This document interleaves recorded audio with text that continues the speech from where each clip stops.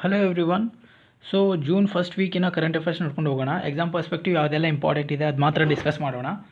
Okay, ನಾವು without delaying we will start the video. First question national human rights commission ಬಗ್ಗೆ ಮಾತಾಡ್ತಾ ಇದ್ದಾರೆ. ರೀಸೆಂಟಾಗಿ ಹೊಸದಾಗಿರುವಂಥ ಅಧ್ಯಕ್ಷರನ್ನು ಆಯ್ಕೆ ಮಾಡಿದರು ರಾಷ್ಟ್ರೀಯ ಮಾನವ ಹಕ್ಕುಗಳ ಆಯೋಗಕ್ಕೆ. ಸೊ ಅವ್ರು ಯಾರು ಅಂದರೆ, ಇವ್ರ ಹೆಸರು ಅನೂಪ್ ಮಿಶ್ರಾ, ಅರುಣ್ ಕುಮಾರ್ ಮಿಶ್ರಾ, ಅರುಣ್ ಕುಮಾರ್ ಮಿಶ್ರಾ ಇವ್ರ ಹೆಸರು. ಮಾನವ ಹಕ್ಕುಗಳ ಆಯೋಗದ ಅಧ್ಯಕ್ಷರಾಗಿ ಆಯ್ಕೆ ಮಾಡಿದರು. ಇವರಿಗೆ ಯಾರು ಆಯ್ಕೆ ಮಾಡ್ತಾರೆ? ಫಸ್ಟ್ ಆಫ್ ಆಲು ರಾಷ್ಟ್ರೀಯ ಮಾನವ ಹಕ್ಕುಗಳ ಆಯೋಗದ ಅಧ್ಯಕ್ಷರನ್ನು ಪ್ರೆಸಿಡೆಂಟ್ ಆಯ್ಕೆ ಮಾಡ್ತಾರೆ. ಇವರು ತಮ್ಮ ಸ್ವಂತ ವಿವೇಚನೆ ಮೇಲೆ ಆಯ್ಕೆ ಮಾಡೋದಿಲ್ಲ. ಇವರಿಗೆ ಒಂದು ದೊಡ್ಡ ಟೀಮ್ ಇರುತ್ತೆ, ಕಮಿಟಿ ಇರುತ್ತೆ. ಆ ಕಮಿಟಿಯಲ್ಲಿರುವಂಥ ವ್ಯಕ್ತಿಗಳು ಇವರಿಗೆ ರೆಕಮೆಂಡೇಷನ್ ಮಾಡ್ತಾರೆ.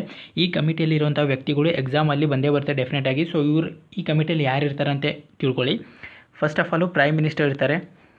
ಪ್ರೈಮ್ ಮಿನಿಸ್ಟರ್ ಜೊತೆ ಹೋಮ್ ಮಿನಿಸ್ಟರು, ಅದಾದಮೇಲೆ ಲೋಕಸಭಾ ಸ್ಪೀಕರ್ ಇರ್ತಾರೆ.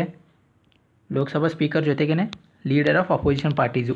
ಸೊ ಈ 4 ಜನರಿಂದ ಕೂಡಿರುವಂತಹ ಒಂದು ಕಮಿಟಿ ಏನು ಮಾಡುತ್ತೆ, ಪ್ರೆಸಿಡೆಂಟಿಗೆ ರೆಕಮೆಂಡೇಷನ್ ಮಾಡುತ್ತೆ. ಪ್ರೆಸಿಡೆಂಟ್ ಫೈನಲಿ ಅಧ್ಯಕ್ಷರನ್ನು ಆಯ್ಕೆ ಮಾಡ್ತಾರೆ. ಇವರ ಅಧಿಕಾರಾವಧಿ ಎಷ್ಟಿರುತ್ತೆ ಅಂದರೆ 5 years are up to age of 70 years. Okay, ಇವೆರಡರಲ್ಲಿ ಯಾವ್ದು ಫಸ್ಟ್ ಬರುತ್ತೋ ಅದು.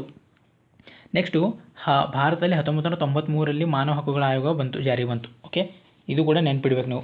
1993ರಲ್ಲಿ ಮಾನವ ಹಕ್ಕುಗಳ ಆಯೋಗ ಜಾರಿ ಬಂತು.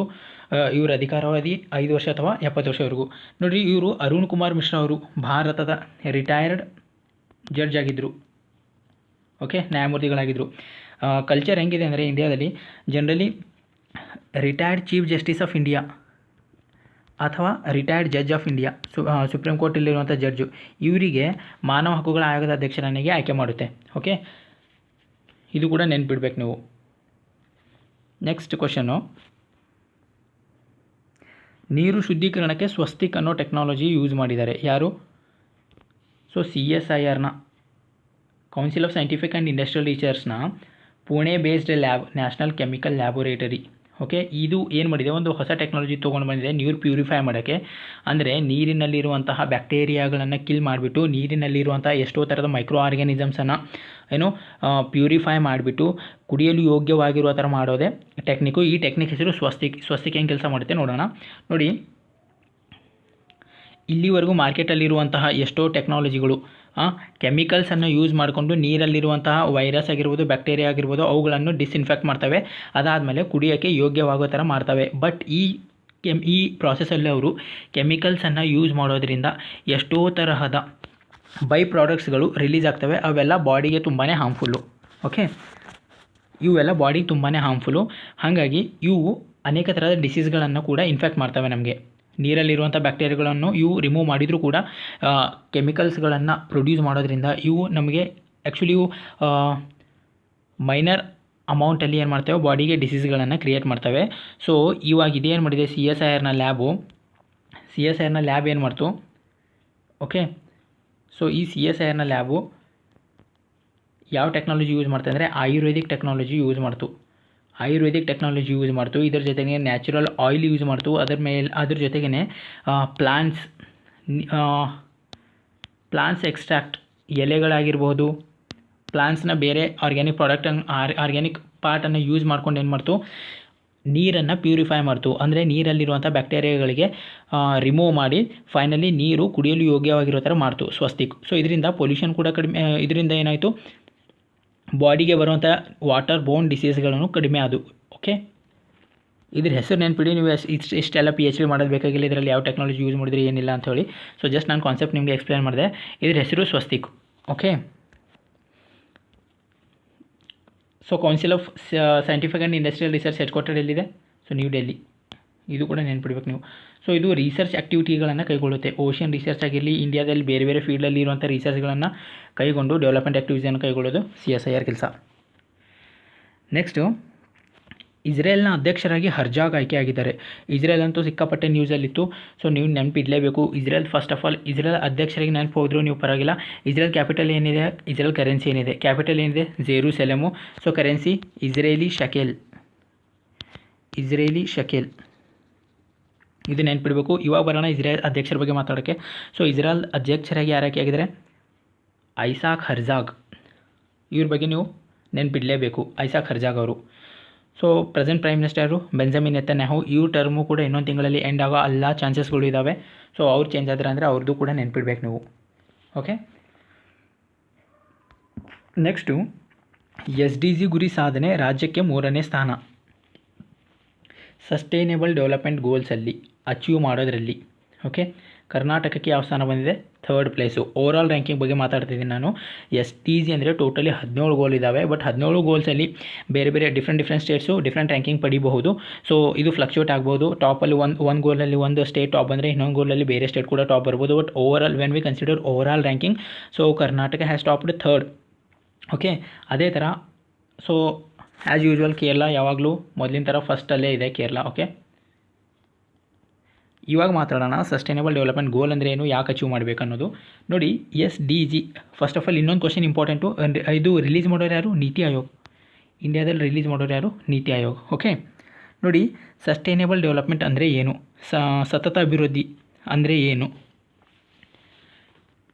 ನಿಮಗೆ ಇವಾಗಿರುವಂತಹ ರಿಸೋರ್ಸ್ಗಳನ್ನು ನಾವು ನಮಗೆ ಎಷ್ಟು ಬೇಕೋ ಅಷ್ಟೇ ಯೂಸ್ ಮಾಡಿಕೊಂಡು ಮುಂದಿನ ಜನ್ರೇಷನ್ ಅವ್ರಿಗೆ, ನಮ್ಮ ಮುಂದೆ ಬರುವಂಥ ಜನ್ರೇಷನ್ಗೆ ಅವ್ರಿಗೂ ಕೂಡ ಈ ಪ್ರೆಸೆಂಟ್ ಆಗಿರುವಂಥ ರಿಸೋರ್ಸಸ್ಗಳು ಯಾವುದೇ ಕೂಡ ಕಡಿಮೆ ಬೀಳದೇ ಇರೋ ಥರ ನಾವು ಇವಾಗ ಯೂಟಿಲೈಸ್ ಮಾಡ್ಕೋಬೇಕು. ಇದೇ sustainable development. For example, ground water ಇದೆ ಅಂದ್ಕೊಳ್ಳಿ. ಸೊ ನಾವು ಗ್ರೌಂಡ್ ವಾಟರ್ ಯಾವುದಕ್ಕೆಲ್ಲ ಯೂಸ್ ಮಾಡ್ತೀವಿ? ಸೊ ಬೋರ್ವೆಲ್ ಹೊಡಿಸ್ತೀವಿ, ಬೋರ್ವೆಲಲ್ಲಿ ನೀರು ಬರುತ್ತೆ. ಸೊ ಅದಕ್ಕಾದರೂ ಯೂಸ್ ಮಾಡ್ತೀವಿ. ವಾಟರ್ ಇರಿಗೇಷನ್, ಹೊಲದಲ್ಲಿ ಇರಿಗೇಷನ್ ಪರ್ಪಸ್ಗಾದರೂ ಯೂಸ್ ಮಾಡ್ತೀವಿ. So for several activities we use the ground water. But ಈ ಗ್ರೌಂಡ್ ವಾಟರ್ ನಾವು ಯಾವ ಥರ ಯೂಸ್ ಮಾಡಬೇಕಂದ್ರೆ, ಸೊ ನಮಗೆ ಎಷ್ಟು ನೀಡೆಡ್ ಇದೆ ಅಷ್ಟೇ ಯೂಸ್ ಮಾಡಿ ನಮ್ಮ ಮುಂದಿನ ಜನ್ರೇಷನ್ಗೂ ಕೂಡ ಸೆಕ್ಯೂರ್ ಆಗಿಡೋದು ನಮ್ಮ ಕೆಲಸ. ಓಕೆ, ಅವ್ರಿಗೂ ಕೂಡ ಇದರದ್ದು ಕಡಿಮೆ ಆಗಬಾರ್ದು, ಅವರು ಇದರ ಕಡಿಮೆ ಅನ್ನೋ ಅಭಾವ ಇದ್ರದ್ದು ಕಡಿಮೆ ಬೀಳಬಾರ್ದು ಅವರಿಗೆ. ಸೊ ಆ ಥರ ಯೂಸ್ ಮಾಡ್ಕೋಬೇಕು. ಇದೇ ಸಸ್ಟೈನೇಬಲ್ ಡೆವಲಪ್ಮೆಂಟ್. ಓಕೆ, ಈ ಸಸ್ಟೈನೇಬಲ್ ಡೆವಲಪ್ಮೆಂಟ್ ಗುರಿಯನ್ನು 17 ಗುರಿಗಳಿದ್ದಾವೆ. ಸೊ ಈ 17 ಗುರಿಗಳು ಯಾವುವು ಅಂದರೆ, ನೋಡಿ, 2015ರಲ್ಲಿ ಯುನೈಟೆಡ್ ನೇಷನ್ ಟಾರ್ಗೆಟ್ ಸೆಟ್ ಮಾಡ್ತು. ಈ 17 ಗುರಿಗಳನ್ನು ಅಚೀವ್ ಮಾಡೋಕ್ಕೆ. ಸೊ ಟಾರ್ಗೆಟ್ ಯಾವ ವರ್ಷದೊಳಗೆ ಅಚೀವ್ ಮಾಡಬೇಕಂದ್ರೆ 2030 ಅಚೀವ್ ಮಾಡಬೇಕು. ಏನಿದು ಸಸ್ಟೈನೇಬಲ್ ಡೆವಲಪ್ಮೆಂಟ್ ಗೋಲ್ ಅಂದರೆ, ಈ 17 ಗೋಲ್ಸ್ ಹೆಂಗಿದಾವೆ ಅಂದರೆ, ಯಾವುದೇ ಒಬ್ಬ ವ್ಯಕ್ತಿ ಸಮಾಜದಲ್ಲಿ ಉದ್ಧಾರ ಆಗಬೇಕಂದ್ರೆ, ಅಭಿವೃದ್ಧಿ ಹೊಂದಬೇಕಂದ್ರೆ, ಮುಂದೆ ಬರಬೇಕಂದ್ರೆ ಅವನಿಗೆ ಈ 17 ಗೋಲು ಬಹಳಷ್ಟು ಇಂಪಾರ್ಟೆಂಟು. ಏನಿದೆ ಇವು 17 ಗೋಲಲ್ಲಿ ಅಂದರೆ, ಫಸ್ಟ್ ಅಂತೂ ನೀವು ನೆನಪಿಡಲೇಬೇಕು. ಎಕ್ಸಾಮಲ್ಲಿ ಡೆಫಿನೆಟ್ ಕ್ವಶನ್ ಬಂದೇ ಬರುತ್ತೆ. ಫಸ್ಟ್ 4 ನೆನಪಿಡಿ ನೀವು. ಫಸ್ಟ್ ಇರೋದು ಪಾವರ್ಟಿ ರಿಮೂವಲ್, ಬಡತನ ಕಡಿಮೆ ಮಾಡೋದು. ಪಾವರ್ಟಿ ರಿಮೂವಲ್ ಆಗಿರ್ಬೋದು.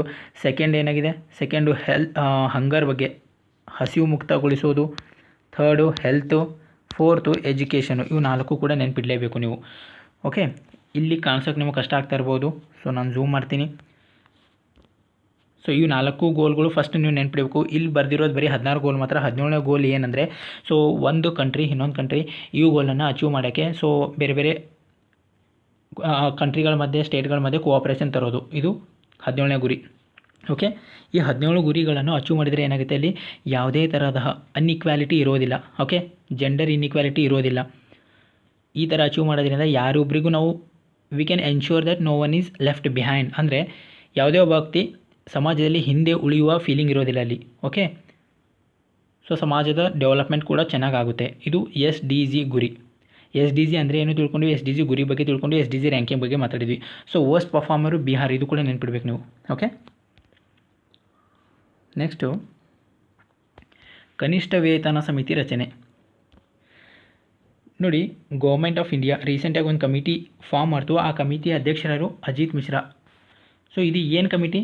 ಸೊ ಮಿನಿಮಮ್ ವೇಜ್ ಕಮಿಟಿ ಅಂತ ಕರೀತಾರೆ ಇದಕ್ಕೆ. Minimum wage committee. ಏನಿದು ಮಿನಿಮಮ್ ವೇಜ್ ಕಮಿಟಿ ಅಂದರೆ, ನೋಡಿ, ಸೊ ಯಾವುದೇ ವ್ಯಕ್ತಿ ಭಾರತದಲ್ಲಿ ಕೆಲಸ ಮಾಡ್ತಾ ಇದ್ದಾನಂದರೆ, ಭಾರತದಲ್ಲೆಲ್ಲ ಎಲ್ಲ ಕಂಟ್ರಿಗಳಲ್ಲಿ ಮಿನಿಮಮ್ ವೇಜ್ ಇರುತ್ತೆ. ಸೊ ಈ ಮಿನಿಮಮ್ ವೇಜ್ ಏನಂದರೆ, ಯಾವುದೇ ಒಬ್ಬ ವ್ಯಕ್ತಿ ಕೆಲಸ ಮಾಡ್ತಾ ಇದ್ದಾರೆ ಅಂದರೆ, ಫಾರ್ ಎಕ್ಸಾಂಪಲ್ ಮಿನಿಮಮ್ ವೇಜ್ 300 ಇದೆ ಅಂದ್ಕೊಳ್ಳಿ ಪರ್ ಡೇ. ಆ ವ್ಯಕ್ತಿಗೆ 300 ರೂಪಾಯಿಗಿಂತ ಕಡಿಮೆ ದುಡ್ಡು ಕೊಟ್ಟು ದುಡಿಸ್ಕೊಳ್ಬಾರ್ದು, ಯಾವುದೇ ಕಂಪನಿಯವರಾಗಿರಲಿ, ಯಾವುದೇ ಫೀಲ್ಡಲ್ಲಾಗಿರ್ಬೋದು. ಸೊ ಇನ್ ಕೇಸ್ ಆ ವ್ಯಕ್ತಿಗೆ ಏನಾದರೂ 300 ರೂಪಾಯಿಗಿಂತ ಕಡಿಮೆ ಕೊಟ್ಟು ದುಡಿಸ್ಕೊತಾ ಇದ್ದಾರೆ ಅಂದರೆ ಅದು ಫೋರ್ಸ್ಡ್ ಲೇಬರಲ್ಲಿ ಬರುತ್ತೆ. ಬಲವಂತದ ದುಡಿಮೆಯಲ್ಲಿ ಈ ಕೇಸ್ ಕನ್ಸಿಡರ್ ಆಗುತ್ತೆ. ಸೊ ಹಾಗಾಗಿ ಮಿನಿಮಮ್ ವೇಜ್ ಸೆಟ್ ಮಾಡೋಕ್ಕೆ ಭಾರತದಲ್ಲಿ ಒಂದು ಕಮಿಟಿ ರೆಡಿ ಆಯಿತು ರೀಸೆಂಟಾಗಿ. ಈ ಕಮಿಟಿ ಅಧ್ಯಕ್ಷರು ಯಾರಂದರೆ ಅಜಿತ್ ಮಿಶ್ರಾ. ಇವ್ರ ಕೆಲಸ ಏನಂದರೆ ಇವರು ಡಿಫ್ರೆಂಟ್ ಕಂಟ್ರಿಗಳಲ್ಲಿರುವಂತಹ ಏನು ಮಾಡ್ತಾರೆ, ಮಿನಿಮಮ್ ವೇಜ್ ಸೆಟ್ ಮಾಡೋಕ್ಕೆ ಡಿಫ್ರೆಂಟ್ ಕಂಟ್ರಿಗಳು ಯಾವ್ಯಾವ ಪ್ಯಾರಾಮೀಟರ್ಸ್ಗಳನ್ನು ಫಾಲೋ ಮಾಡಿದ್ದಾರೆ, ಸೊ ಯಾವ ಥರ ಅವ್ರ ಕಂಟ್ರಿಗಳಲ್ಲಿ ಮಿನಿಮಮ್ ವೇಜನ್ನು ಸೆಟ್ ಮಾಡಿದ್ದಾರೆ ಅದನ್ನು ಸ್ಟಡಿ ಮಾಡಿಬಿಟ್ಟು ಭಾರತದಲ್ಲಿ ಕೂಡ ಒಂದು ಮಿನಿಮಮ್ ವೇಜ್ ಸೆಟ್ ಮಾಡ್ತಾರೆ. ಈ ಮಿನಿಮಮ್ ವೇಜ್ ಸೆಟ್ ಮಾಡಿದ್ಮೇಲೆ ಏನಾಗುತ್ತೆ, ಯಾವುದೇ ಸ್ಟೇಟ್ ಆಗಿರ್ಬೋದು, ಗೌರ್ಮೆಂಟ್ ಆಗಿರ್ಬೋದು, ಆ ಗೌರ್ಮೆಂಟ್ ಫಿಕ್ಸ್ ಮಾಡಿದಂತಹ ಮಿನಿಮಮ್ ವೇಜ್ಗಿಂತ ಕೆಳಗೆ ಕೊಟ್ಟು ಯಾವುದೇ ವ್ಯಕ್ತಿಯನ್ನು ದುಡಿಸ್ಕೊಳ್ಳುವ ಹಾಗಿಲ್ಲ. ನಿಮಗೆಲ್ಲ ಗೊತ್ತಿರ್ಬೋದು, ಅನ್ಆರ್ಗನೈಸ್ ಸೆಕ್ಟರಲ್ಲೇ ಇಂಡಿಯಾದಲ್ಲಿ ಮೋರ್ ದೆನ್ 70% ಜನ ಕೆಲಸ ಮಾಡ್ತಾರೆ. ಅನ್ಆರ್ಗನೈಸ್ ಸೆಕ್ಟರ್ ಅಂದರೆ ಇಲ್ಲಿ ಯಾವುದೇ ಆರ್ಗನೈಸ್ಡ್ ವೇಸಲ್ಲಿ ರೂಲ್ಸ್ಗಳು ಇರೋದಿಲ್ಲ, ರೆಗ್ಯುಲೇಷನ್ಸ್ಗಳು ಇರೋದಿಲ್ಲ. ಯಾವಾಗ ಬೇಕಾದರೂ ಬರ್ಬೋದು, ಯಾವಾಗ ಕೆಲಸ ಅಟೆಂಡ್ ಮಾಡ್ಬೋದು, ಯಾವಾಗ ಬೇಕಾದರೂ ಕೆಲಸ ಮುಗಿಸ್ಕೊಂಡು ಮನೆ ಹೋಗ್ಬೋದು. For example constructions worker, agriculture, ಇವರಿಗೆಲ್ಲ ಯಾವುದೇ ಟೈಮಿಂಗ್ ಇರೋದಿಲ್ಲ. ಫಾರ್ ಎಕ್ಸಾಂಪಲ್ ಕಾರ್ಪೊರೇಟ್ ಕಂಪನಿ ಹಂಗೆ ಇನ್ಫೋಸಿಸಲ್ಲಿ ಬೆಳಗ್ಗೆ 9 ಗಂಟೆ ಬರಬೇಕಂದ್ರೆ 12 ತಾಸು ಕೆಲಸ ಮಾಡಲೇಬೇಕು, 12 ತಾಸು ಕೆಲಸ ಮಾಡಿದ ಮೇಲೆ ಮನೆ ಹೋಗಬೇಕು. ಇವ್ರಿಗೆ ಆ ಥರ ಯಾವುದೇ ಕಂಡೀಷನ್ಸ್ ಇಲ್ಲ. ಅಗ್ರಿಕಲ್ಚರಲ್ಲಿ ಯಾವಾಗ ಮನ್ಸು ಬಂತು ಅವಾಗ ಹೋಗಬೇಕು, ಯಾವಾಗ ಕೆಲಸ ಇರುತ್ತೆ ಅವಾಗ ಹೋಗಬೇಕು ಬರಬೇಕು. ಸೊ ಈ ಥರ ಅನ್ಆರ್ಗನೈಸ್ಡ್ ಸೆಕ್ಟರಲ್ಲಿ ಕೆಲಸ ಮಾಡೋರು ಭಾಳಷ್ಟು ಜನ ಭಾರತದಲ್ಲಿದ್ದಾರೆ. ಸೊ ಇವರಿಗೆಲ್ಲ ಕೆಲವೊಂದು ಸ್ಟೇಟ್ಗಳಲ್ಲಿ ಮಿನಿಮಮ್ ಅಂದರೆ 50 ರೂಪಾಯಿ ಮಾತ್ರ ಕೂಡ ಪ್ರೆಸೆಂಟ್ಲಿ ಕೊಡ್ತಾ ಇದ್ದಾರೆ. ಸೊ ಹಾಗಾಗಿ ಎಲ್ಲರಿಗೂ ಒಂದು ಯೂನಿಫಾರ್ಮ್ ಆದಂತಹ ವೇ ಸ್ಟ್ರಕ್ಚರನ್ನು ಫಿಕ್ಸ್ ಮಾಡೋಕ್ಕೆ, ಎಲ್ರಿಗೂ ಈಕ್ವಲ್ ಆದ ಪೇಮೆಂಟ್ ಅಲ್ಲ, ಎಲ್ರಿಗೂ ಮಿನಿಮಮ್ ಪೇಮೆಂಟ್ 50 ರೂಪಾಯಿಂದ ಅವ್ರ ಬೇಸಿಕ್ ನೀಡು ಫುಲ್ಫಿಲ್ ಆಗೋದಿಲ್ಲ. ಸೊ ಹಾಗಾಗಿ ಗೌರ್ಮೆಂಟ್ ಏನು ಮಾಡ್ತು, ಒಂದು ಕಮಿಟಿ ಫಾರ್ಮ್ ಮಾಡ್ತು. ಓಕೆ, ನೆಕ್ಸ್ಟ್ ಕ್ವಶನು, ಅಚ್ಚರಿ ಹುಟ್ಟಿಸುವ ಹಳೆ ಶಿಲಾಯುಗದ ಕಲ್ಗೋರಿಗಳು. ನೋಡಿ, ಯುನೆಸ್ಕೋ ಭಾರತದಿಂದ ರೀಸೆಂಟಾಗಿ 6 ಸೈಟ್ಗಳನ್ನು ತನ್ನ ಲಿಸ್ಟಲ್ಲಿ ಆ್ಯಡ್ ಮಾಡಿತು. ಇದು ಜಸ್ಟ್ ಇದು ಟೆಂಟೇಟಿವ್ ಲಿಸ್ಟ್, ಅಂದರೆ ಟೆಂಪರರಿ ಲಿಸ್ಟು. ಇನ್ನೂ 6ರಲ್ಲೂ ಕೂಡ ಮತ್ತೆ ಫೈನಲೈಸ್ ಮಾಡುತ್ತೆ ಯಾವುದೋ ಒಂದು ಆ್ಯಡ್ ಮಾಡಬೇಕು ಯಾವುದಿಲ್ಲ ಅಂತ ಹೇಳಿಬಿಟ್ಟು. ಸೊ ಇದರಲ್ಲಿ ಕರ್ನಾಟಕದಿಂದ ಒಂದು ಪ್ಲೇಸ್ ಕೂಡ ಆ್ಯಡ್ ಆಯಿತು. ಇದು ಭಾಳಷ್ಟು ಇಂಪಾರ್ಟೆಂಟು. ಈ ಪ್ಲೇಸಿಗೆ ಏನಂತ ಕರೀತಾರೆ ಅಂದರೆ ಹಿರೇಬೆಣಕಲ್. ಇದು ಇರೋದು ಕೊಪ್ಪಳ ಜಿಲ್ಲೆಯಲ್ಲಿ. ಓಕೆ, ಸೊ ಈ ಹಿರೇಬೆಣಕಲ್ ಯಾವುದಕ್ಕೆ ಫೇಮಸ್ ಆಗಿತ್ತು ಅಂದರೆ ಇದು ಒಂದು ನಿಯೋಲಿಥಿಕ್ ಸೈಟ್, ನವಶಿಲಾಯುಗದ ತಾಣ. ಈ ಶಿಲಾಯುಗದಲ್ಲಿ ಇಲ್ಲೊಂದು ಟ್ರೈಬಲ್ ವಾಸ ಮಾಡ್ತಾಯಿತ್ತು. ಈ ಟ್ರೈಬ್ಗಳು ಈ ಥರ ನೋಡಿರ್ಬೋದು ನೀವು, ಡಿಫ್ರೆಂಟ್ ಸ್ಟ್ರಕ್ಚರ್ಗಳನ್ನು ಕ್ರಿಯೇಟ್ ಮಾಡಿತ್ತು. ಸೊ ಈ ಥರ ಸ್ಟ್ರಕ್ಚರ್ಗಳು ತಮ್ಮ ವ್ಯಕ್ತಿಗಳು ಏನಾದರೂ ಮರಣ ಹೊಂದಿದರೆ ಅವರಿಗೆ ಸಮಾಧಿ ತೋಡಲು ಈ ಥರ ಸ್ಟ್ರಕ್ಚರ್ಗಳನ್ನು ಕ್ರಿಯೇಟ್ ಮಾಡ್ತಾಯಿದ್ರು. ಸೊ ಇಲ್ಲಿ ನೋಡ್ಬೋದು ನೀವು, ಬೇರೆ ಬೇರೆ ಡಿಫ್ರೆಂಟ್ ಶೇಪ್ನ ಸ್ಟ್ರಕ್ಚರ್ಸ್ಗಳಿದ್ದಾವೆ. ಸೊ ಭಾರತದಲ್ಲಿ ಒಂದು ಪ್ರದೇಶದಲ್ಲಿ ಅತಿ ಹೆಚ್ಚು ಸಮಾಧಿಗಳನ್ನು ಬಂದಿದೆ ಅಂದರೆ ಇಲ್ಲೇ ಅಂತ ಕೂಡ ಮೆನ್ಷನ್ ಮಾಡಿದ್ದಾರೆ ಈ ಆರ್ಟಿಕಲಲ್ಲಿ. ಓಕೆ, ಇದರ ಹೆಸರು ನೆನ್ಪಿಡ್ಬೇಕು ನಾವು. ಹೆಸರೇನು? ಹಿರೇಬೆಣಕಲ್ಲು, ಕೊಪ್ಪಳ ಜಿಲ್ಲೆ ಗಂಗಾವತಿಯಲ್ಲಿ. Okay,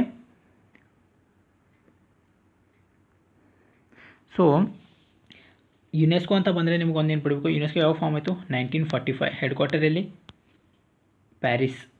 ಪ್ಯಾರಿಸ್ನ France. ಓಕೆ, ಯುನೆಸ್ಕೋ ಅಲ್ಲಿ ಇಂಡಿಯಾದ ಇದು ಹಿರೇಬೆಣಕಲ್ ಅಲ್ಲದೆ ಇನ್ನೂ 5 ಸೈಟ್ಗಳು ಕೂಡ ಆ್ಯಡ್ ಮಾಡಿದರು. ಸೊ 5 ಸೈಟ್ ಅಷ್ಟೊಂದು ಇಂಪಾರ್ಟೆಂಟ್ ಇಲ್ಲ, ಬಟ್ ಸ್ಟಿಲ್ ನೀವು ಎಕ್ಸಾಮ್ ಪರ್ಸ್ಪೆಕ್ಟಿವ್ ನೆನ್ಪಿಟ್ಕೋಬಹುದು. ಸೊ ಯಾವುದಂದರೆ Satpura tiger reserve Madhya Pradesh, ghats of Varanasi. Okay, ಅದಾದಮೇಲೆ ತಮಿಳ್ನಾಡಿನ ಕಾಂಚೀಪುರಂ ಟೆಂಪಲ್ಸು, ಅದಾದಮೇಲೆ ಇನ್ನೊಂದು ಮಧ್ಯಪ್ರದೇಶದಲ್ಲಿದೆ, ಇನ್ನೊಂದು ಭದ್ರಾ ಮತ್ತು ಭೇಡ್ಘಾಟ್ ಮತ್ತು ಲ್ಯಾಮೆಟ್ ಘಾಟ್ ಮಧ್ಯಪ್ರದೇಶಲ್ಲಿದೆ. ಇದು ಕೂಡ ಭೇಡ್ಘಾಟ್ ಮತ್ತು ಲ್ಯಾಮೆಟ್ ಘಾಟು. ಆಮೇಲೆ ಮಹಾರಾಷ್ಟ್ರದಲ್ಲಿ ಒಂದಿದೆ, ಮರಾಠ ಮಿಲಿಟರಿ ಆರ್ಕಿಟೆಕ್ಚರ್. ಓಕೆ, ಇದ್ರ ಜೊತೆನೇ ಕರ್ನಾಟಕದ 6th ಪ್ಲೇಸ್ ಹಿರೇಬೆಣಕಲ್. ಇದು ಕೂಡ ನೆನ್ಪಿಡ್ಬೋದು. ನೋಡಿ, ಯುನೆಸ್ಕೋ ಸೈಟಲ್ಲಿ ಭಾರತದಿಂದ ಒಂದೇ ಒಂದು ಮಿಕ್ಸ್ಡ್ ಕ್ಯಾಟಗರಿಯಲ್ಲಿ ಇದೆ. ಯುನೆಸ್ಕೋ ಏನು ಮಾಡುತ್ತೆ, ಕಲ್ಚರಲ್ ಸೈಟ್ಸ್ಗಳು ಕೊಡ್ತವೆ, ಆಮೇಲೆ ನ್ಯಾಚುರಲ್ ಸೈಟ್ಸ್ಗಳು ಇದ್ದಾವೆ. ಯುನೆಸ್ಕೋ ಅಲ್ಲಿ ಕ್ಯಾಟಗರಿಯಲ್ಲಿ, ಡಿಫ್ರೆಂಟ್ ಕ್ಯಾಟಗರಿಯಲ್ಲಿ ಮಿಕ್ಸ್ಡ್ ಸೈಟ್ಗಳು ಕೂಡ ಇದ್ದಾವೆ. ಮಿಕ್ಸ್ಡ್ ಸೈಟಲ್ಲಿ ಇಂಡಿಯಾದ ಒಂದೇ ಒಂದು ಮಾತ್ರ ಸೈಟ್ ಇದೆ, ಅದರ ಹೆಸರು ಕಾಂಚನಜುಂಗ. ಏನಿದು ಮಿಕ್ಸ್ಡ್ ಸೈಟ್ ಅಂದರೆ, ಫಸ್ಟ್ ಆಫ್ ಆಲ್ ಯುನೆಸ್ಕೋ ಯಾಕೆ ಐಡೆಂಟಿಫೈ ಮಾಡುತ್ತೆ ಈ ಪ್ಲೇಸ್ಗಳಿಗೆ ಅಂದರೆ, ನೋಡಿ, ಈ ಪ್ಲೇಸ್ಗಳನ್ನು ಐಡೆಂಟಿಫೈ ಮಾಡೋದ್ರಿಂದ ಯುನೆಸ್ಕೋ ಏನು ಮಾಡುತ್ತೆ, ಗೌರ್ಮೆಂಟ್ಗಳಿಗೆ ಫಂಡ್ ಕೊಡುತ್ತೆ ಈ ಪ್ಲೇಸ್ಗಳನ್ನು ಸಂರಕ್ಷಣೆ ಮಾಡೋದಕ್ಕೋಸ್ಕರ, ನಾಶ ಆಗಬಾರ್ದು. ಓಕೆ, ಸೊ ಇವು ಹಿಸ್ಟಾರಿಕಲಿ ಇಂಪಾರ್ಟೆಂಟ್ ಇರ್ಬೋದು, ಕಲ್ಚರಲಿ ಇಂಪಾರ್ಟೆಂಟ್ ಆಗಿರಬಹುದು, ಅಥವಾ ನ್ಯಾಚುರಲಿ ಕೂಡ ಇಂಪಾರ್ಟೆಂಟ್ ಆಗಿರ್ಬೋದು. ಇಲ್ಲಿ ಕಂಡು ಬರುವಂತಹ ಕಾಂಚನಜುಂಗ ಭಾರತದ ಏಕಮಾತ್ರ ಮಿಶ್ರ ಸೈಟ್ ಅಂತ ಕರಿಬಹುದು. So mixed site. ಯಾಕೆ ಮಿಕ್ಸ್ಡ್ ಸೈಟ್ ಅಂತ ಕರೀತಾರೆ ಅಂದರೆ, ನೋಡಿ, ಕಾಂಚನಜುಂಗ ನಿಮಗೆಲ್ಲ ಗೊತ್ತಿದೆ, ವರ್ಲ್ಡ್ಸ್ ಟಾಲೆಸ್ಟ್, ವಿಶ್ವದಲ್ಲಿ ಅತಿ ಎತ್ತರದ 3ನೇ ಪೀಕ್ ಇದು. Okay, 3rd peak. First Mount Everest, second K2, 3rd Kanchenjunga. So ಇದು ಆಬ್ವಿಯಸ್ಲಿ ಒಂದು ನ್ಯಾಚುರಲ್ ಸೈಟು. ಪೀಕ್ ಆಗಿರೋದ್ರಿಂದ, ಇದೊಂದು ಶಿಖರ ಆಗಿರೋದ್ರಿಂದ ಇದೊಂದು ಸ್ವಾಭಾವಿಕ ರಚನೆ, ನ್ಯಾಚುರಲ್ ಸೈಟ್. ಅದ್ರ ಜೊತೆಗೇ ಇಲ್ಲಿ ಬುದ್ಧಿಸ್ಟ್ ಕಲ್ಚರ್ ಕೂಡ ಕಂಡುಬರುತ್ತೆ. ಹಾಗಾಗಿ ಇದು ಒಂದು ಕಲ್ಚರಲ್ ಸೈಟ್ ಕೂಡ ಅಂತ ಫೈನಲಿ ಇದೊಂದು ಕಲ್ಚರಲ್ ಸೈಟು ಮತ್ತು ನ್ಯಾಚುರಲ್ ಸೈಟ್ ಎರಡೂ ಆಗಿರೋದ್ರಿಂದ ಇದನ್ನು 2016ರಲ್ಲಿ ಏನಂತ ಅನೌನ್ಸ್ ಮಾಡಿದರು, ಮಿಕ್ಸ್ಡ್ ಸೈಟ್ ಅಂತ ಅನೌನ್ಸ್ ಮಾಡಿದರು. ಇದು ಭಾರತದಲ್ಲಿ ಒಂದು ಮಾತ್ರ ಇದೆ, ಇದು ನೆನ್ಪಿಡಬೇಕು.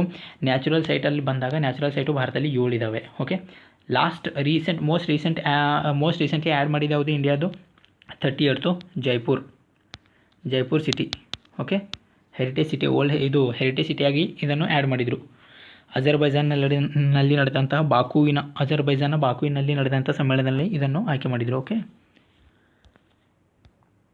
ನೆಕ್ಸ್ಟು ಕೃತಕ ಸೂರ್ಯ ಪ್ರಯೋಗದಲ್ಲಿ ಹೊಸ ದಾಖಲೆ. ಓಕೆ, ರೀಸೆಂಟಾಗಿ ಚೈನಾದ ಸೈಂಟಿಸ್ಟ್ಗಳು ಚೈನಾದ ಲ್ಯಾಬಲ್ಲಿ ಟೊಕೊಮ್ಯಾಕ್ ಅನ್ನೋ ರಿಯಾಕ್ಟರ್ ಯೂಸ್ ಮಾಡಿಕೊಂಡು ಕೃತಕ ಸೂರ್ಯವನ್ನು ಡೆವಲಪ್ ಮಾಡಿದರು. ಕೃತಕ ಸೂರ್ಯ ಡೆವಲಪ್ ಮಾಡಿದ್ರಂದರೆ ಅಲ್ಲಿ 120 ಮಿಲಿಯನ್ ಡಿಗ್ರಿ ಸೆಂಟಿಗ್ರೇಡನ್ನು ಅಚೀವ್ ಮಾಡಿದರು ಫಾರ್ 101 ಸೆಕೆಂಡ್ಸ್, ಅಂದರೆ 101 ಸೆಕೆಂಡ್ಗಳ ಕಾಲ ಈ ಟೆಂಪ್ರೇಚರನ್ನು ಸಸ್ಟೈನ್ ಮಾಡಿದರು. ಇದು ವಿಶ್ವದಲ್ಲೇ ಮೊದಲು. ಕೃತಕ ಸೂರ್ಯ ಅಂದರೆ ಏನು, ಯಾಕೆ ಇದನ್ನು ಡೆವಲಪ್ ಮಾಡೋಂಥ ನೆಸೆಸರಿ ಬಂತು, ಇದ್ರ ಬಗ್ಗೆ ನೋಡೋಣ. ಓಕೆ, ನೋಡಿ, ಸೂರ್ಯನಲ್ಲಿ ಎನರ್ಜಿ ಯಾವ ಥರ ಪ್ರೊಡ್ಯೂಸ್ ಆಗುತ್ತೆ. ಸೂರ್ಯನಲ್ಲಿ ನಡೆಯುವಂಥ ಪ್ರಾಸೆಸ್ಸು ನ್ಯೂಕ್ಲಿಯರ್ ಫ್ಯೂಷನ್. ಸೂರ್ಯಚಂದ್ರನಲ್ಲಿ ಇದೇ ಥರ ಈ ಫ್ಯೂಷನ್ ಪ್ರಾಸೆಸ್ಸನ್ನು ಹ್ಯಾಪನ್ ಆಗಿ ಅಲ್ಲೇನಾಗುತ್ತೆ, ಎನರ್ಜಿ ಪ್ರೊಡ್ಯೂಸ್ ಆಗುತ್ತೆ. ನ್ಯೂಕ್ಲಿಯರ್ ಫ್ಯೂಷನ್ ಅಂದರೆ ಏನು, ಯಾವುದೇ 2 ನ್ಯೂಕ್ಲಿಯೈ ಇರುತ್ತೆ, ಸಣ್ಣ ಆಟಮ್ಸು. ಈ ನ್ಯೂಕ್ಲಿಯರ್ ಆಟಮ್ಗಳು ಒಂದಕ್ಕೊಂದು ಕೊಲೈಡ್ ಆಗಿಬಿಟ್ಟು ಫೈನಲಿ ಒಂದು ದೊಡ್ಡ ನ್ಯೂಕ್ಲಿಯರ್ ಫಾರ್ಮ್ ಮಾಡುತ್ತವೆ. ಈ ದೊಡ್ಡ ನ್ಯೂಕ್ಲಿಯೈ ಆಗಿ ಫಾರ್ಮ್ ಆಗೋ ಟೈಮಲ್ಲಿ ಅನೇಕ ತರಹದ ಎನರ್ಜಿ ರಿಲೀಸ್ ಆಗುತ್ತೆ. ಈ ಎನರ್ಜಿಯನ್ನು ಯೂಸ್ ಮಾಡ್ಕೊಂಡು ಏನು ಮಾಡ್ತಾರೆ, ಈ ಎನರ್ಜಿ ಯೂಸ್ ಮಾಡಿಕೊಂಡು ಚೈನಾದಲ್ಲಿ ಏನಾಯಿತು, ಇವಾಗ ಲ್ಯಾಬಲ್ಲಿ ಈ ಥರ ರಿಲೀಸ್ ಆದಂತಹ ಎನರ್ಜಿ ಯೂಸ್ ಮಾಡಿಕೊಂಡು ಟರ್ಬೈನ್ ರೊಟೇಟ್ ಮಾಡಿ ಫೈನಲಿ ಏನು ಮಾಡಿದ್ದಾರೆ, ಇವರು ಪವರ್ ಜನ್ರೇಟ್ ಮಾಡಿದ್ದಾರೆ.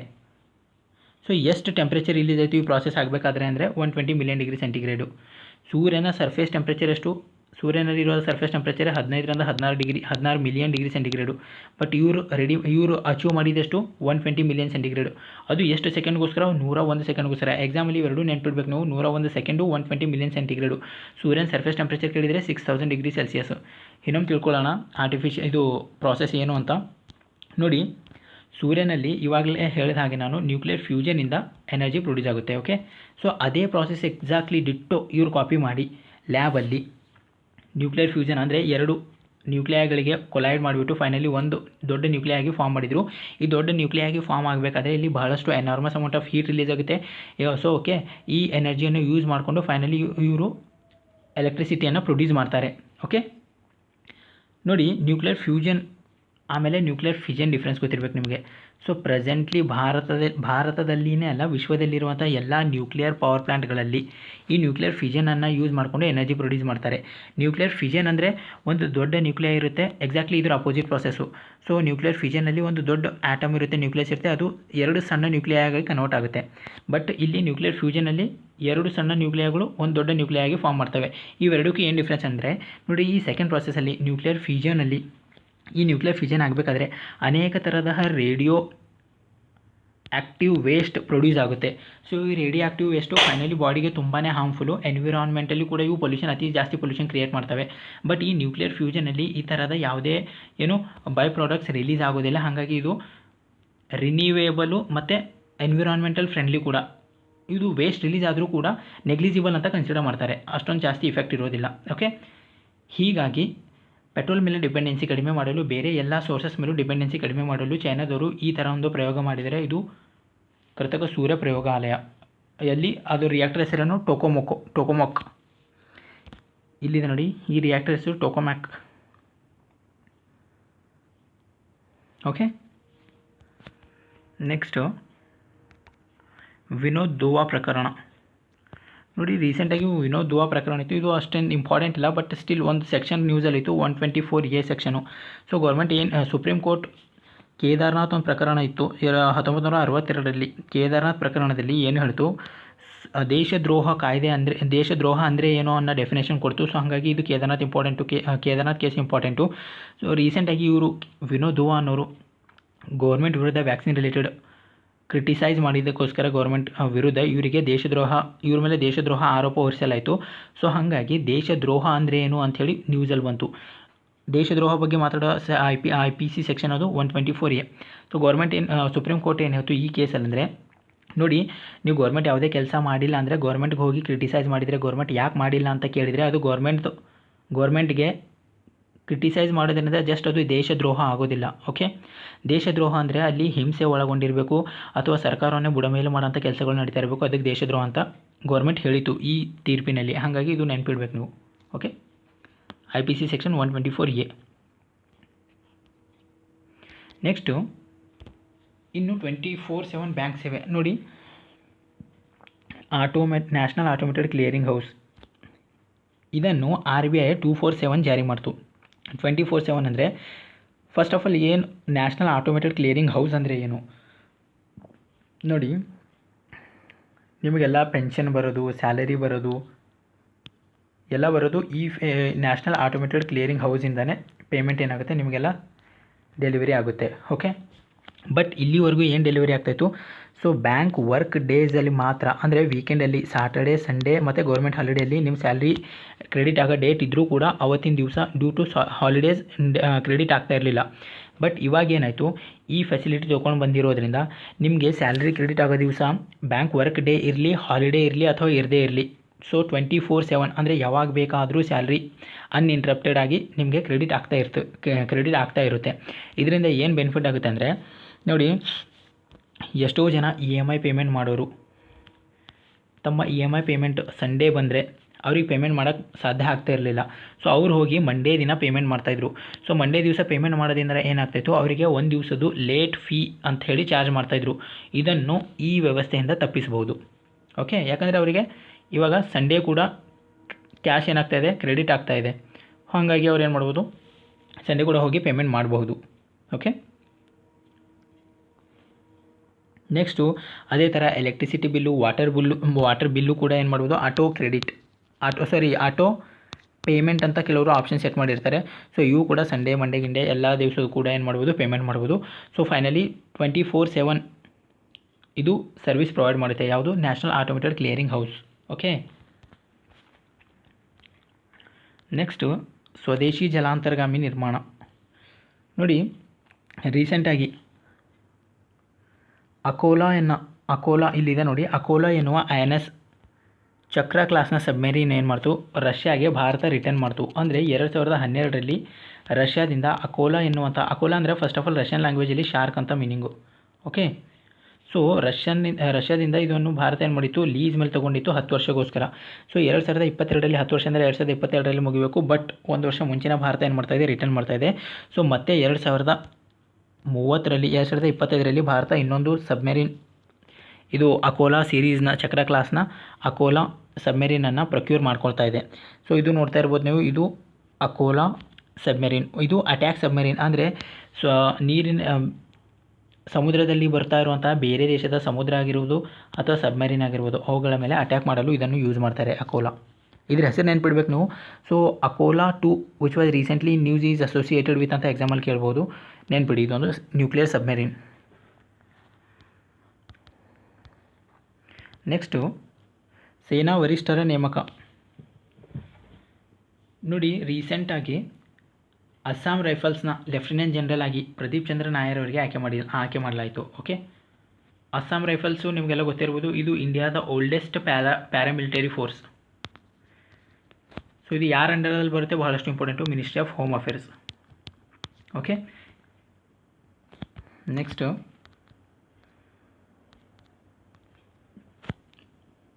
ಓಕೆ, ಚೀನಾದಲ್ಲಿ ಫಸ್ಟ್ ಟೈಮ್ H10N3 ಎನ್ನುವಂಥ ಒಂದು ಡಿಸೀಸ್ ಐಡೆಂಟಿಫೈ ಆಯಿತು. ಸೊ ಅದು ಫಸ್ಟ್ ಟೈಮ್ ವರ್ಲ್ಡಲ್ಲೇ ಚೀನಾದಲ್ಲಿ ಪತ್ತೆ ಆಯಿತು. ಇದು ಪಕ್ಷಿಗಳಿಂದ ಮನುಷ್ಯರಿಗೆ ಬರ್ತಾ ಇದೆ. ಓಕೆ, ಪ್ರಾಣಿಗಳಿಂದ ಮನುಷ್ಯರಿಗೆ ಬರೋಂತಹ ಹಕ್ಕಿ ಜ್ವರ ಇದು. ಓಕೆ, ಹಕ್ಕಿ ಜ್ವರ ಇದು ಚೀನಾದಲ್ಲಿ ಫಸ್ಟ್ ಕಾಣಿಸ್ಕೊಂಡಿರೋದ್ರಿಂದ ಇಂಪಾರ್ಟೆಂಟು. ಇದು ಜಸ್ಟ್ ನೆನ್ಪಿಡಿ, ಯಾವ ಕಂಟ್ರಿಯಲ್ಲಿ ಕಾಣಿಸ್ತು ಅಂತ ಹೇಳಿಬಿಟ್ಟು, ಚೀನಾ. ಓಕೆ, ಇದರಲ್ಲಿ ಎಕ್ಸ್ಪ್ಲೇನ್ ಮಾಡೋಂಥ ಏನು ಕಾನ್ಸೆಪ್ಟ್ ಇಲ್ಲ. ಮೈಂಡ್ ಶೇರ್ ಇಂಡಿಯಾಗೆ festival of media global award. Mind share ಇಂಡಿಯಾಗೆ festival of global media award. ಇದು ಆ್ಯಕ್ಚುಲಿ 6 ಕೆಟಗರಿಯಲ್ಲಿ ಅವಾರ್ಡ್ ಗಳಿಸ್ತು. ಅದರಲ್ಲಿ ಇಂಪಾರ್ಟೆಂಟ್ ಅವಾರ್ಡ್ ಅಂದರೆ agency of the year award. Okay, G7 ಐತಿಹಾಸಿಕ ತೆರಿಗೆ ಒಪ್ಪಂದ. ಓಕೆ, G7 ಐತಿಹಾಸಿಕತೆ. First of all G7 summit ಎಲ್ಲಿ ನಡೀತು? ಯು ಕೆ ಅಲ್ಲಿ ನಡೀತು. ಓಕೆ, ಯು ಕೆ ಅಲ್ಲಿ ನಡೀತು. ಇಲ್ಲಿ ಏನು ಡಿಸೈಡ್ ಮಾಡಿದ್ರು ಅಂದರೆ, ಇವು 7 G7 ಕಂಟ್ರಿಗಳು ಏನಿದಾವಲ್ಲ, ಇವು ಇಂಡಸ್ಟ್ರಿಯಲಿ ಡೆವಲಪ್ಡ್ ಆದಂತಹ ಕಂಟ್ರಿಗಳು ವಿಶ್ವದಲ್ಲಿ. ಯಾವೆಲ್ಲ ಕಂಟ್ರಿಗಳಂದರೆ FC ಗಿರ್ಜಾ, FC ನೋಡಿ, France, Canada, Germany, Italy, Japan, America, USA, UK. Okay, ಈ 7 ಕಂಪನಿಗಳು, ಈ 7 ಕಂಟ್ರಿಗಳು ಏನು ಮಾಡಿ, ಇವು ವಿಶ್ವದಲ್ಲಿ ಡೆವಲಪ್ಡ್ ಆದಂಥ ಕಂಟ್ರಿಗಳು. ಇವು ತಮ್ಮ ಸಮ್ಮಿಟನ್ನು ಈ ಸಲ ಎಲ್ಲಿ ಮಾಡಿದ್ವು? UK ಅಲ್ಲಿ ಮಾಡಿದ್ವು. ಇಲ್ಲೊಂದು ಮಹತ್ವಪೂರ್ಣ ಡಿಸಿಷನನ್ನು ತೊಗೊಂಡಿವು. ಏನು ತೊಗೊಂಡಂದರೆ, ವಿಶ್ವದಲ್ಲಿ ಯಾವುದೇ ಕಾರ್ಪೊರೇಟ್ ಕಂಪನಿ ಇರಬಹುದು, ಅದೇನು ಮಾಡಬೇಕು ಇವಾಗ? ಮಿನಿಮಮ್ 15% ಟ್ಯಾಕ್ಸ್ ಕೊಡಲೇಬೇಕು. ಏನಾಗ್ತಿತ್ತು ನೋಡಿ scenario. So for example Google company ಆಗಿರ್ಬೋದು, ಫೇಸ್ಬುಕ್ ಆಗಿರ್ಬೋದು, ಇವೆಲ್ಲ ದೊಡ್ಡ ದೊಡ್ಡ ಕಂಪ್ನಿಗಳು ನೋಡಿ, ವಿಶ್ವದ ಪ್ರತಿಯೊಂದು ದೇಶದಲ್ಲಿ ಕೂಡ ಇವುಗಳಿಗೆ ಟ್ಯಾಕ್ಸ್ ಹಾಕೋ ರೀತಿ ಬೇರೆ ಬೇರೆ ಇದೆ. ಫಾರ್ ಎಕ್ಸಾಂಪಲ್ ಇಂಡಿಯಾದಲ್ಲಿ 10% ಇದ್ದರೆ ಇವುಗಳಿಗೆ ಅಮೇರಿಕಾದಲ್ಲಿ 15%, ಈ ಥರ. ಬೇರೆ ದೇಶದಲ್ಲಿ 5%, ಇನ್ನೂ ಬೇರೆ ದೇಶದಲ್ಲಿ 2% ಇರೋದಿಲ್ಲ actually, but just for the simplification. Okay, ಇನ್ನೊಂದು ಕಂಟ್ರಿಯಲ್ಲಿ 12% ಇರ್ಬೋದು. ಈ ಥರ ಡಿಫ್ರೆಂಟ್ ಯಾಕಿದೆ ಅಂದರೆ, ಈ 10% ಇರೋರು ತಮ್ಮ ದೇಶದಲ್ಲಿ ಇನ್ವೆಸ್ಟ್ಮೆಂಟ್ ಅಟ್ರ್ಯಾಕ್ಟ್ ಮಾಡೋ ಸಲುವಾಗಿ ಟ್ಯಾಕ್ಸ್ ರೇಟನ್ನು ಕಡಿಮೆ ಇರ್ತಾರೆ. ಸೊ ಇವಾಗ ಏನು ಮಾಡಿದ್ರು ಇವ್ರು ಗೂಗಲ್, ಫೇಸ್ಬುಕ್ನವರು, ಇವ್ರು ಇರೋರು ಆ್ಯಕ್ಚುಲಿ USA ಕಂಪನಿದವರು, USA ಬೇಸ್ಡ್ ಇವ್ರದ್ದು ಒರಿಜಿನು. ಬಟ್ ಇವ್ರು ತಮ್ಮ ಹೆಡ್ ಕ್ವಾರ್ಟರ್ ಎಲ್ಲಿ ತೋರಿಸ್ತಾ ಇದ್ದಾರೆ, ಎಲ್ಲಿ ತೋರ್ಸೋಕ್ಕೆ ಶುರು ಮಾಡಿದರು? ಈ ಟ್ಯಾಕ್ಸ್ ರೇಟ್ ಕಡಿಮೆ ಇರೋ ಕಂಟ್ರಿಯಲ್ಲಿ ತೋರ್ಸೋಕ್ಕೆ ಶುರು ಮಾಡಿದರು. ಯಾಕಂದರೆ ಇವ್ರ ಹೆಡ್ ಕ್ವಾರ್ಟರ್ ಏನಾದರೂ ಅಮೇರಿಕಾದಲ್ಲೇ ತೋರಿಸಿದ್ರೆ ಅಮೇರಿಕಾದವರಿಗೆ ಎಷ್ಟು ಕೊಡಬೇಕು? ಇವ್ರು ಟ್ಯಾಕ್ಸು 12% ಕೊಡಬೇಕು. ಹಾಗಾಗಿ ಈ 2% ಟ್ಯಾಕ್ಸನ್ನು ಕಡಿಮೆ ಮಾಡ್ಬೋದು ನಾವು ಇಲ್ಲಿ ತೋರಿಸಿದರೆ ಹೆಡ್ ಕ್ವಾರ್ಟರು. ಇವೆಲ್ಲ ಕಂಪನಿಗಳು ಅಮೇರಿಕಾದಿಂದ ತನ್ನ ಹೆಡ್ ಕ್ವಾರ್ಟರ್ ಎಲ್ಲಿ ಶಿಫ್ಟ್ ಮಾಡಿದ್ದು? ಈ ಕಂಟ್ರಿಯಲ್ಲಿ ಶಿಫ್ಟ್ ಮಾಡಿದ್ದು. ಹಾಗಾಗಿ ಅಮೇರಿಕಾಗೆ ತುಂಬಾ ಲಾಸ್ ಆಗ್ತಾ ಹೋಯಿತು. ಇದಕ್ಕಾಗಿ ಇವು 7 ಕಂಟ್ರಿಗಳು ಏನು ಡಿಸೈಡ್ ಮಾಡಿದ್ವು ಅಂದರೆ, minimum corporate tax rate set ಮಾಡಿದರು, ಅದು 15%. ನಿಮ್ಮದು ಹೆಡ್ ಕ್ವಾರ್ಟರ್ ಎಲ್ಲೇ ತೋರಿಸ್ರಿ ನೀವು, ಮಿನಿಮಮ್ 15% ನೀವು ಅಮೇರಿಕಾ ಕೊಡಲೇಬೇಕು. ಹೋಮ್ ಕಂಪನಿ ಎಲ್ಲಿದೆ ಅಲ್ಲಿ ಆ ಕಂಟ್ರಿಗೆ ನೀವು ಏನು ಮಾಡಬೇಕು? ಮಿನಿಮಮ್ 15% ಕೊಡಲೇಬೇಕು. ಓಕೆ, ಸೊ ಇದರಿಂದ ಯಾವುದೇ ಕಂಪನಿಗೆ, ಯಾವುದೇ ಕಂಟ್ರಿಗೆ ಲಾಸ್ ಆಗದೆ ಇರೋ ಥರ ಮಾಡಲಾಯಿತು. ಇದು ಇನ್ನೂ ಇಂಪ್ಲಿಮೆಂಟ್ ಆಗಿಲ್ಲ. ಸೊ ಇನ್ನು ನೆಕ್ಸ್ಟ್ ನಡೆಯುವಂಥ G20 ಸಮಿಟಲ್ಲಿ ಇದ್ರ ಬಗ್ಗೆ ಫೈನಲೈಸ್ ಮಾಡಲಾಗುತ್ತೆ. ಇದು ಕಾನ್ಸೆಪ್ಟ್ ಅರ್ಥ ಆಯಿತು ಅಂದ್ಕೊಂಡಿದ್ದೀನಿ ನಾನು. ಓಕೆ, ಟ್ಯಾಕ್ಸ್ ರೇಟ್ ನೆನ್ಪಿಡಿ, ಗ್ಲೋಬಲ್ ಟ್ಯಾಕ್ಸ್ ರೇಟು 15%. ವೆಂಕಟೇಶ್ ಮೂರ್ತಿಗೆ ಖಾದ್ರಿ ಶಾಮಣ್ಣ ಪ್ರಶಸ್ತಿ. ಓಕೆ, ಇದ್ರ ಬಗ್ಗೆ ಅಷ್ಟೊಂದೇನು ಗೂಗಲಲ್ಲಿ ಇನ್ಫಾರ್ಮೇಷನ್ ಸಿಕ್ಕಿಲ್ಲ, ಜಸ್ಟ್ ನೆನ್ಪಿಡಿ ಇವ್ರ ಹೆಸರು, ಖಾದ್ರಿ ಶಾಮಣ್ಣ ಅವಾರ್ಡ್. ನೆಕ್ಸ್ಟು ಫೀನಾಗೆ ನಾನಾವತಿ ಆಯ್ಕೆ. ನೋಡಿರಿ, ಫೀನಾ ಅಂದರೆ ಏನು? ಇದು actually federation of international D Nations ಅಂತ. ಫೀನಾ ಅಂದರೆ ಇದು ಫ್ರೆಂಚ್ ಆಕ್ಸೆಂಟು. ಇಂಗ್ಲೀಷಲ್ಲಿ ಇದನ್ನೇನು ಕರೀತಾರೆ? International swimming federation. ಸೊ ಇದರ ಸದಸ್ಯರಾಗಿ ಯಾರು ಆಯ್ಕೆ ಆಗಿದ್ದಾರೆ? ಭಾರತ ವ್ಯಕ್ತಿ ವೀರೇಂದ್ರ ನಾನಾವತಿ. ಇವರು ಪ್ರೆಸೆಂಟ್ ಇಂಡಿಯನ್ ಸ್ವಿಮ್ಮಿಂಗ್ ಫೆಡರೇಷನ್ ಅಧ್ಯಕ್ಷರು ಕೂಡ ಆಗಿದ್ದಾರೆ. ಓಕೆ, ಸೊ ಈ ಫೀನಾ ಏನು ಕೆಲಸ ಮಾಡುತ್ತೆ ಅಂದರೆ, ಇದು ವಿಶ್ವದಲ್ಲಿ ನಡೆಯುವಂತಹ ಅಂತಾರಾಷ್ಟ್ರೀಯ ಮಟ್ಟದಲ್ಲಿ ನಡೆಯುವಂತಹ water sports event. So water sports ಇವೆಂಟ್ಗಳನ್ನು ಕಂಡಕ್ಟ್ ಮಾಡುತ್ತೆ ಫೀನಾ. ಓಕೆ, ವಾಟರ್ ರೋವಿಂಗ್ ಆಗಿರ್ಬೋದು, ಸ್ವಿಮ್ಮಿಂಗ್ ಆಗಿರ್ಬೋದು, ಯಾವುದೇ ಥರ ವಾಟರ್ ಸ್ಪೋರ್ಟ್ಸ್ ಇವೆಂಟ್ ಆಗಿರ್ಬೋದು, ಅವುಗಳನ್ನು ಕಂಡಕ್ಟ್ ಮಾಡುತ್ತೆ ಇಂಟರ್ನ್ಯಾಷನಲ್ ಲೆವೆಲಲ್ಲಿ. ನೆಕ್ಸ್ಟು, ಸೊ ವಾಲ್ ಸೀಟ್ನಲ್ಲಿ ಕುಳಿತು ವಿಶೇಷ ಚೇತನ ಮಹಿಳೆಯಿಂದ ಸಾಹಸ. ಈ ಗೇಮ್ ಹೆಸರು ನೋಡಿ, ವಾಲ್ ಸೀಟು. ಇವ್ರೇನು ಮಾಡಿದರು? ಈ ಪೊಸಿಷನಲ್ಲಿ ಕೂತ್ಕೊಂಡು, ಸೊ 2 ನಿಮಿಷ 8 ಸೆಕೆಂಡ್ ಇದೇ ಥರ ಕೂತ್ಕೊಂಡು ಗಿನ್ನಿಸ್ ರೆಕಾರ್ಡ್ ಮಾಡಿದ್ದಾರೆ. ಓಕೆ, ಇವ್ರ ಹೆಸರು ದಾರಿನ್ ಬಾರ್ಬರ್. ಇವರು ಇರೋದು UAE ಬೇಸ್ಡ್, UAEದವರು. ಇವರು ಹೆಸರು ದಾರಿನ್ ಬಾರ್ಬರು. ಗೇಮ್ ಹೆಸರೇನು? ವಾಲ್ ಸಿಟ್ ಗೇಮ್. ಈ ಪೋಸ್ಚರಲ್ಲಿ ಕೂತ್ಕೋಬೇಕು ಇವರು. ಓಕೆ,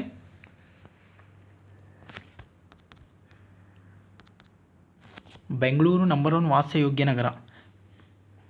ನೋಡಿ, ಇದಕ್ಕೆ ಗ್ಲೋಬಲ್ ಅಲ್ಲ, ಲಿವೇಬಿಲಿಟಿ ಇಂಡೆಕ್ಸ್ ಅಂತ ಕರೀತಾರೆ. ಅಂದರೆ ವಾಸಯೋಗ್ಯ ನಗರ. ಯಾವ ನಗರ ವಾಸಿಸಲು ಅತಿ ಯೋಗ್ಯವಾಗಿದೆ ಅಂತೇಳಿ ಚೆಕ್ ಮಾಡ್ತಾರೆ. ಸೊ ರ್ಯಾಂಕಿಂಗ್ ಕೊಡೋರು ಯಾರು?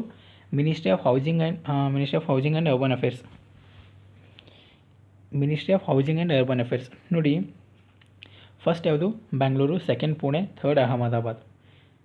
ಯಾವ ಥರ ರ್ಯಾಂಕಿಂಗ್ ಪ್ರೊವೈಡ್ ಮಾಡ್ತಾರೆ ಅಂದರೆ, ಈ ರ್ಯಾಂಕಿಂಗ್ ಉದ್ದೇಶ ಏನಂದರೆ ನೋಡಿ, ಭಾರತದ ಯಾವುದೇ ಸ್ಥಳದಲ್ಲಿ ಯಾವುದೇ ಪ್ರದೇಶದಲ್ಲಿ ನೀವು ವಾಸಿಸಲು ಎಷ್ಟು ಯೋಗ್ಯವಾಗಿದೆ ಆ ಪ್ರದೇಶ. ವಾಸಿಸಲು ಯೋಗ್ಯ ಅಂದರೆ ಯಾವ ಥರ ಡಿಸೈಡ್ ಮಾಡ್ತಾರೆ ಇವರು. ಆ ಪ್ಲೇಸಲ್ಲಿ ನೀವು ಎಜುಕೇಷನ್ ಪಡಿಬಹುದಾ ನೀವು ಕೊಡೋ ದುಡ್ಡಲ್ಲಿ. ನೀವು ಕೊಡೋ ದುಡ್ಡಲ್ಲಿ ಮನೆ ವಾಟರ್ ಸಪ್ಲೈ ಆಗುತ್ತಾ, ಎಲೆಕ್ಟ್ರಿಸಿಟಿ ಬಿಲ್ ಪೇಮೆಂಟ್ ಮಾಡಬಹುದಾ, ಹೌಸ್ ರೆಂಟ್ ಕೊಡ್ಬೋದಾ. ಸೊ ಈ ಥರ ನಂಬರ್ ಆಫ್ ಫ್ಯಾಕ್ಟರ್ಸನ್ನು ಕನ್ಸಿಡರ್ ಮಾಡಿಕೊಂಡು ಯೋಚಿಸಲು ಅತಿ ಯೋಗ್ಯ ನಗರ, ಚೀಪೆಸ್ಟ್ ಸಿಟಿ ಯಾವುದು ನೋಡ್ತಾರೆ. ಸೊ ಆ ಥರ ಕಲೆಕ್ಟ್ ಮಾಡಿದ ಪಾಯಿಂಟ್ಸ್ ಮೇಲೆ ಬೇರೆ ಬೇರೆ ಸಿಟಿಗೆ ಬೇರೆ ಬೇರೆ ರ್ಯಾಂಕಿಂಗ್ ಪ್ರೊವೈಡ್ ಮಾಡ್ತಾರೆ. ಫೈನಲ್ ಇದರಲ್ಲಿ ಬೆಂಗಳೂರು ನಂಬರ್ 1 ರ್ಯಾಂಕ್ ಮಾಡಿದೆ.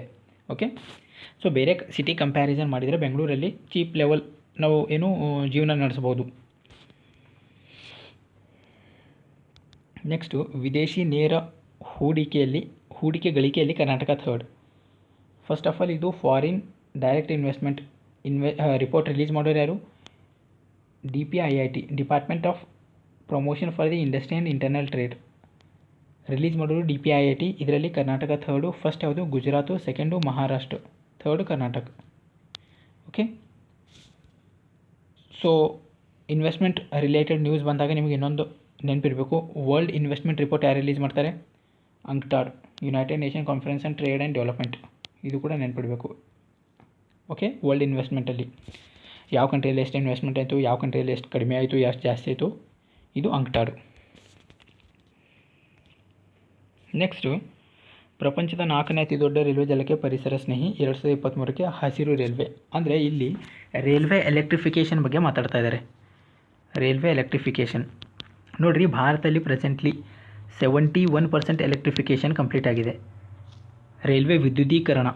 ರೈಲ್ವೆಯನ್ನು ವಿದ್ಯುದೀಕರಣ ಮಾಡಲು ಕಂಪ್ಲೀಟಾಗಿ 100% ಅಚೀವ್ ಮಾಡೋ ಗೋಲ್ ಯಾವುದು? ಈ ಇಯರು 2023. ನೋಡಿ, ರೈಲ್ವೆಯನ್ನು 100% ಯಾಕೆ ಎಲೆಕ್ಟ್ರಿಫೈ ಮಾಡಬೇಕು? ಫಸ್ಟ್ ಆಫ್ ಆಲ್ ರೈಲ್ವೆ ವಿದ್ಯುದೀಕರಣ ಯಾಕೆ ಮಾಡಬೇಕು? ಫಸ್ಟ್ ನಿಮಗೆಲ್ಲ ಗೊತ್ತಿದೆ, ಇಂಡಿಯಾನಲ್ಲಿ ರೈಲ್ವೆ ಸರ್ವಿಸ್ ಸ್ಟಾರ್ಟ್ ಆದಾಗ ಸ್ಟೀಮ್ ಯೂಸ್ ಮಾಡಿಕೊಂಡು, ಕೋಲ್ಸ್ ಯೂಸ್ ಮಾಡಿಕೊಂಡು ಬರ್ತಾ ಬರ್ತಾ ಡೀಸೆಲ್ಗೆ ಚೇಂಜ್ ಆದ್ವಿ. ಇವಾಗ ಫೈನಲಿ ಎಲೆಕ್ಟ್ರಿಕ್ ಕರೆಂಟ್ ಮೇಲೆ ನಾವು ಎಂಜಿನನ್ನು ಓಡಿಸ್ತಾ ಇದ್ವಿ.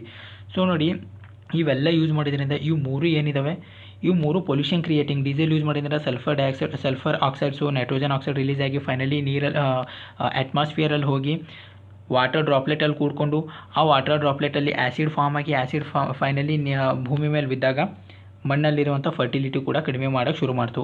ಹೀಗಾಗಿ ಅದಾದಮೇಲೆ ಡೀಸೆಲ್ ಎಷ್ಟು ಕಾಸ್ಟ್ಲಿ ಇದೆ, ಡೀಸೆಲ್ ಇಂಪೋರ್ಟ್ ಮಾಡ್ಕೋಬೇಕಂದ್ರೆ ನಾವು ಎಷ್ಟು $1 ಖರ್ಚು ಮಾಡಬೇಕು RBIಯಲ್ಲಿರುವಂತಹ. ಸೊ ಇವೆಲ್ಲ ಫ್ಯಾಕ್ಟರ್ಗಳನ್ನು ಕನ್ಸಿಡರ್ ಮಾಡಿಕೊಂಡು ಗೌರ್ಮೆಂಟ್ ಏನು ಮಾಡ್ತು, ಎಲೆಕ್ಟ್ರಿಫಿಕೇಷನ್ ಪ್ರಾಸೆಸ್ ಶುರು ಮಾಡ್ತು. ಬಟ್ ಅಟ್ ದಿ ಪ್ರೆಸೆಂಟ್ ಇವಾಗ 71% ಅಚೀವ್ ಮಾಡಿದೆ electrification process. So target year ನೆನ್ಪಿಡ್ಬೇಕು ನೀವು, ಎಕ್ಸಾಮಲ್ಲಿ ಟಾರ್ಗೆಟ್ ಇಯರ್ ಕೇಳ್ತಾರೆ. ಟಾರ್ಗೆಟ್ ಇಯರ್ ಏನು? 2023. ಓಕೆ, ಈ ಆರ್ಟಿಕಲ್ ಇರೋದಿಷ್ಟೇ, ಬೇರೆದೇನೂ ಇಲ್ಲ. ಸೊ ನೆಕ್ಸ್ಟ್, ಶುಕ್ರನ ಅಧ್ಯಯನಕ್ಕೆ ನಾಸಾದಿಂದ 2 ಯೋಜನೆ.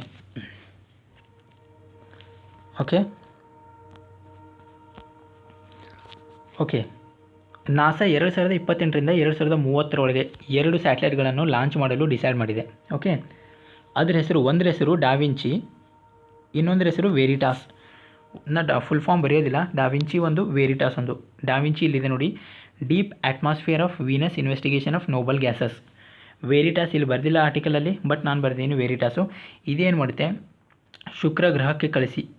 ಸೊ ಫಸ್ಟ್ ಇದ್ರ ಕೆಲಸ ಏನು, ಡಾವಿಂಚಿದು ಅಲ್ಲಿರುವಂತಹ, ಸೊ ಶುಕ್ರ ಗ್ರಹ ಯಾವ ಥರ ಒರಿಜಿನೇಟ್ ಆಯಿತು, ಅಲ್ಲಿರುವಂಥ ಅಟ್ಮಾಸ್ಫಿಯರ್ ಯಾವ ಥರ ಇದೆ, ಅಲ್ಲಿ ಏನಾದರೂ ಯಾವುದಾದ್ರೂ ಸಮಯದಲ್ಲಿ ಓಷನ್ಸ್ ಇದ್ವಾ, ಇದೆಲ್ಲ ಚೆಕ್ ಮಾಡೋದು ಫಸ್ಟ್ ಡಾವಿಂಚಿ ಸ್ಯಾಟಲೈಟ್ ಕೆಲಸ. ನೆಕ್ಸ್ಟು ವೇರಿಟಾಸ್ದ ಕೆಲಸ ಬಂದು ಅಲ್ಲಿ ಏನಾದರೂ ವೋಲ್ಕ್ಯಾನೋಗಳು ಸಂಭವಿಸ್ತಾ ಇದ್ವಾ, ಜ್ವಾಲಾಮುಖಿಗಳೇನಾದರೂ ಸಂಭವಿಸ್ತಾ ಇದೆಯಾ, ಅಥವಾ ಭೂಕಂಪ ಏನಾದರೂ ಆಗ್ತಾ ಇದೆಯಾ, ಇದು ಚೆಕ್ ಮಾಡೋದು ಕೆಲಸ ಅದು ವೇರಿಟಾಸ್ದು. ಸೊ ಫೈನಲಿ ಇವೆರಡೂ ಅಲ್ಲಿರುವಂಥ ಅಟ್ಮಾಸ್ಫಿಯರ್ ಬಗ್ಗೆ ಸ್ಟಡಿ ಮಾಡಿ, ಡಿಫ್ರೆಂಟ್ ಡೇಟಾಗಳನ್ನು ಕಲೆಕ್ಟ್ ಮಾಡಿ, ಡಿಫ್ರೆಂಟ್ ಪಿಕ್ಚರ್ಸ್ಗಳನ್ನು ಕ್ಲಿಕ್ ಮಾಡಿ ಏನು ಮಾಡುತ್ತೆ, ನಾಸಾದವರಿಗೆ ಕಳಿಸುತ್ತೆ. ಓಕೆ, ಇದಿಷ್ಟು ಇವೆರಡು ಸ್ಯಾಟಲೈಟ್ಸ್ದು ಉದ್ದೇಶ. ನೆಕ್ಸ್ಟ್, ಭಾರತದ ಸಂಜಾತಿಗೆ ನಾಸಾದ ಮಹತ್ವಾಕಾಂಕ್ಷಿ ಯೋಜನೆ ಹೊಣೆ.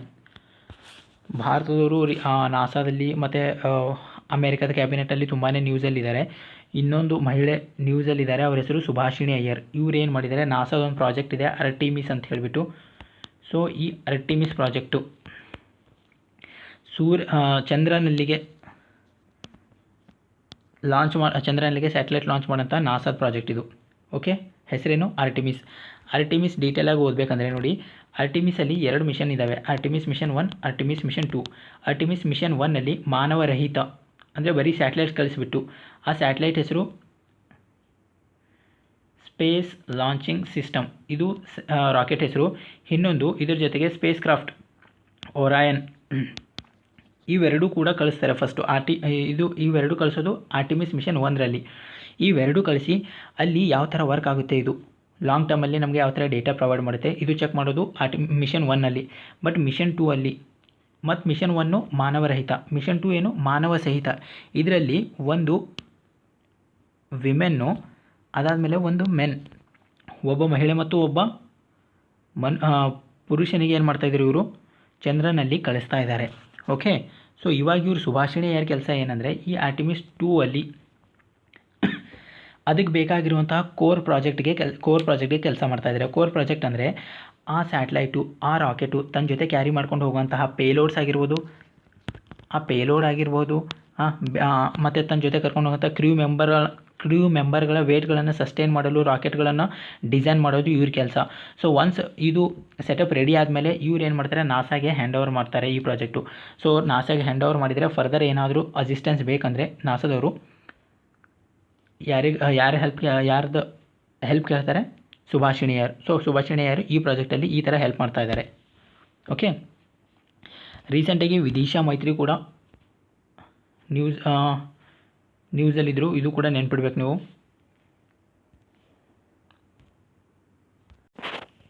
ಸೊ ಫೈನಲಿ ಸುಸ್ಥಿರ ಅಭಿವೃದ್ಧಿ ಗುರಿಯಲ್ಲಿ ಟಾಪ್ ಮಾಡಿದಂಥ ಸ್ಟೇಟ್ ಯಾವುದು, ಕೇರಳ. ಇಂಡಿಯಾದ ರ್ಯಾಂಕಿಂಗ್ ಕೇಳಿದರೆ 117. ಓಕೆ, ಇದಿಷ್ಟು ಫಸ್ಟ್ ವೀಕ್ನ ಕರೆಂಟ್ ಅಫೇರ್ಸು. ನಿಮ್ಗೆ ಏನಾದರೂ ಡೌಟ್ಸ್ ಇದ್ದರೆ ಕಮೆಂಟ್ ಮಾಡಿ ತಿಳಿಸಿ. Thank you.